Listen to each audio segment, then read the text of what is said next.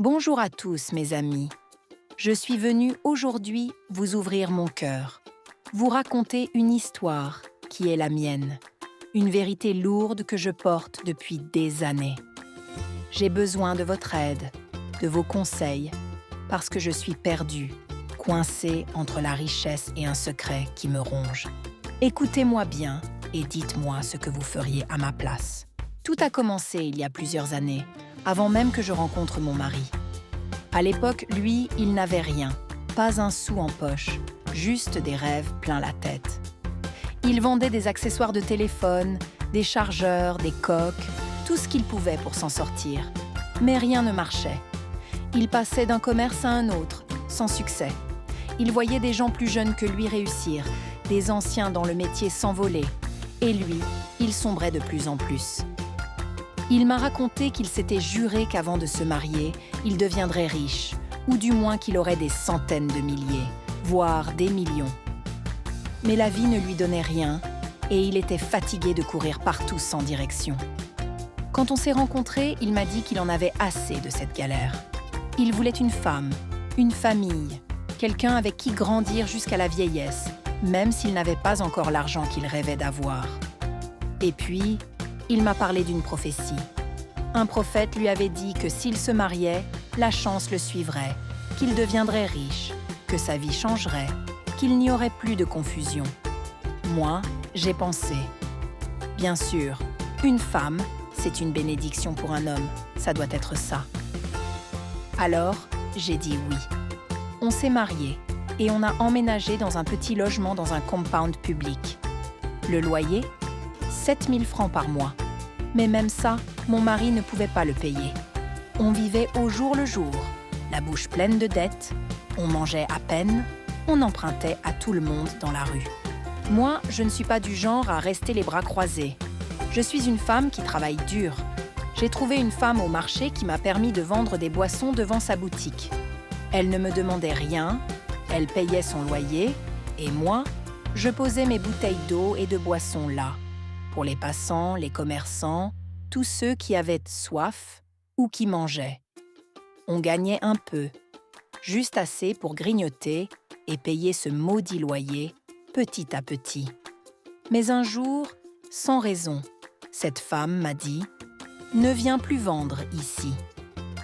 J'ai supplié, proposé de payer quelque chose, même une petite somme pour garder ma place, parce que je savais où le bas blessait.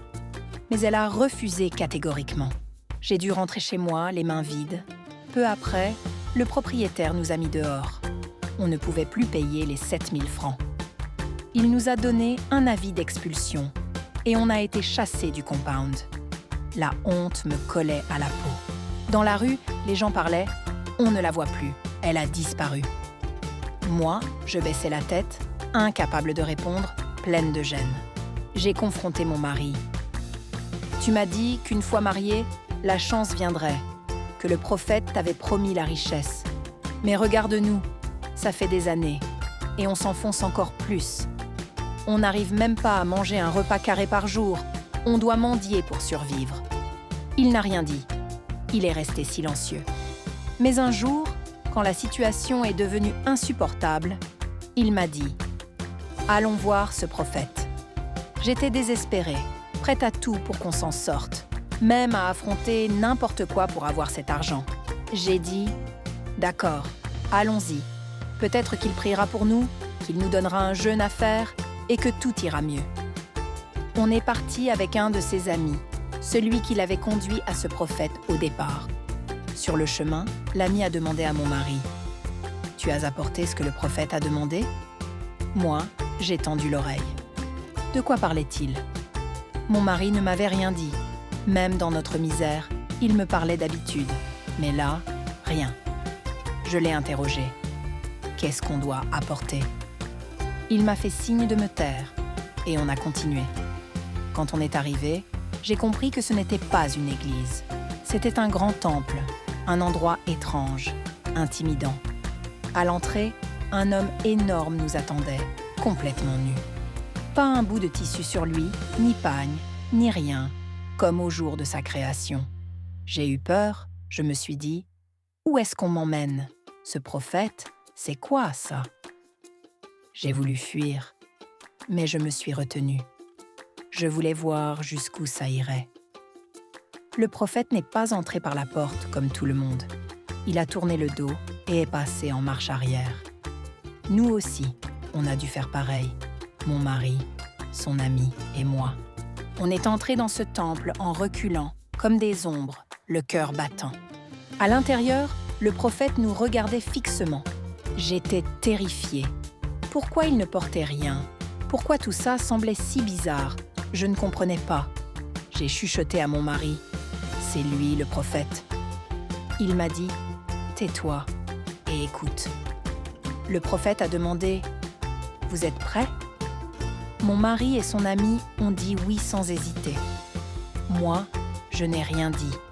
Je ne savais même pas à quoi je devais être prête. Personne ne m'avait rien expliqué. Mon mari m'a pincée pour que je dise oui, alors j'ai murmuré « Oui, on est prêt ». Le prophète m'a fait signe d'avancer. Il m'a donné une serviette avec un bol d'eau et il m'a dit de me nettoyer.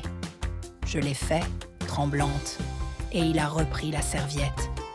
Et là, devant mes yeux, son corps réagissait, son sexe dressé, comme s'il voulait me sauter dessus. J'ai eu peur qu'il me prenne de force. J'ai regardé mon mari, paniqué, mais il m'a dit « Vas-y, avance ». Je me suis demandé s'il n'avait pas tout planifié sans me le dire. Et puis, ça s'est passé. Cet homme, ce prophète, m'a niqué, là, devant mon mari et son ami. Il m'a prise sauvagement et moi, j'étais pétrifiée, humiliée, mais je n'ai rien dit. Je me sentais trahie. Après ça, il a demandé à mon mari d'apporter quelque chose de son commerce.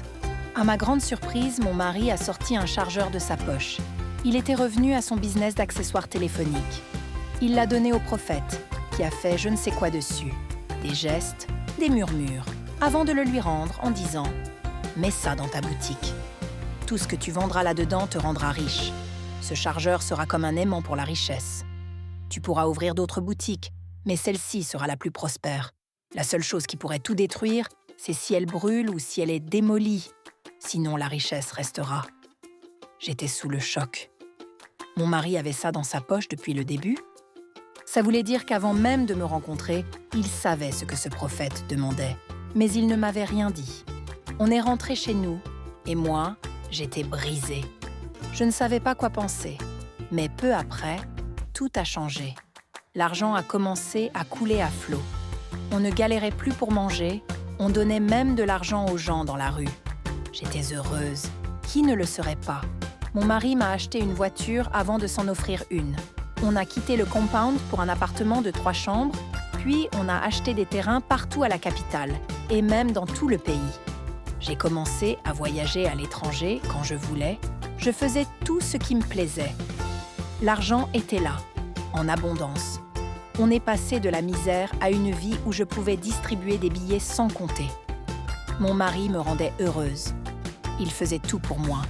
Il me gâtait. Mais quand il s'agissait de parler de Dieu ou d'Église, il se fermait complètement. Il n'y avait plus de place pour ça dans sa vie. Plus tard, j'ai compris pourquoi le prophète m'avait niqué. Il avait pris mon utérus.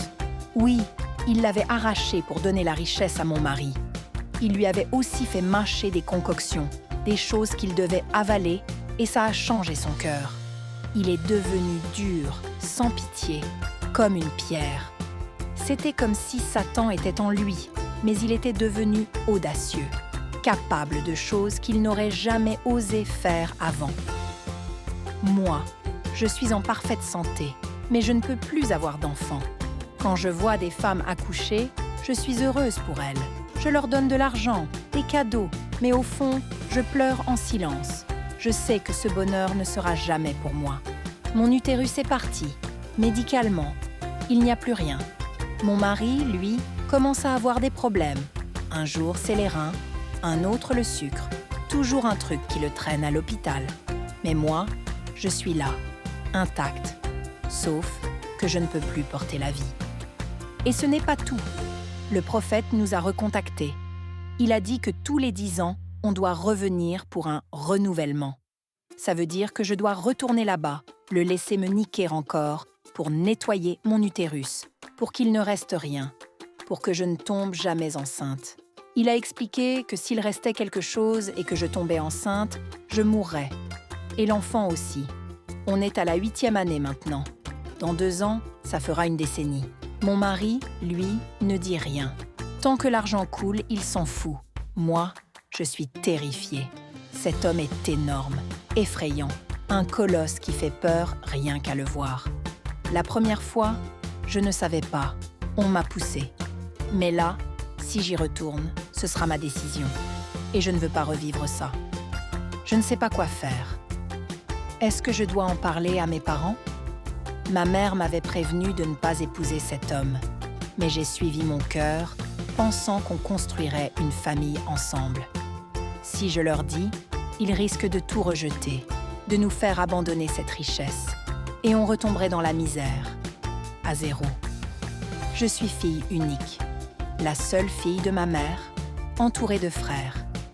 J'étais censée donner des petits-enfants à ma mère, des filles, des garçons.